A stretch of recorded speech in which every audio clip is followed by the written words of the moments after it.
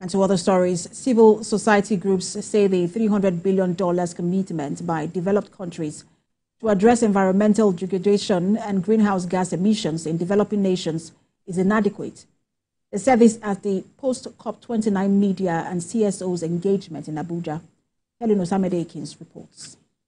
The 2015 Paris Agreement, adopted during the 21st Conference of the Parties to the United Nations Framework Convention on Climate Change, aimed to tackle the global threat of climate change by limiting global warming and transitioning to a low-carbon future.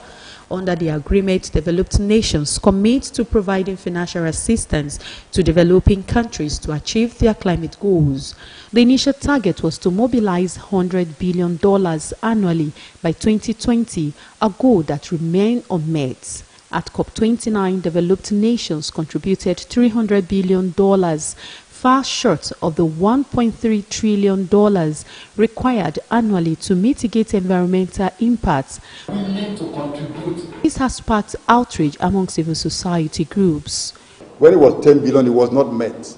10 billion was not realized in any year between 2010 and 2020. 10 billion wasn't met. And when it was now 100 billion, it was a very rocky movement.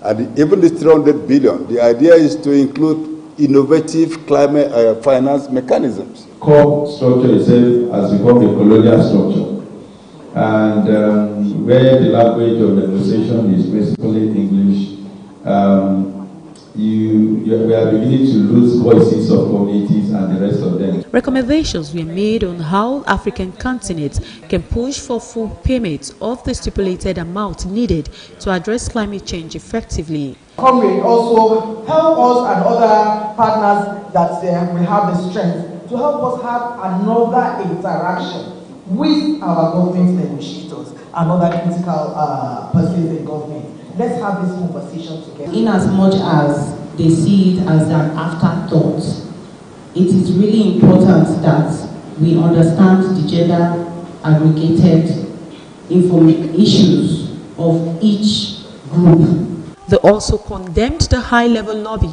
that took place at the conference, which diverted attention from the main focus of the conference.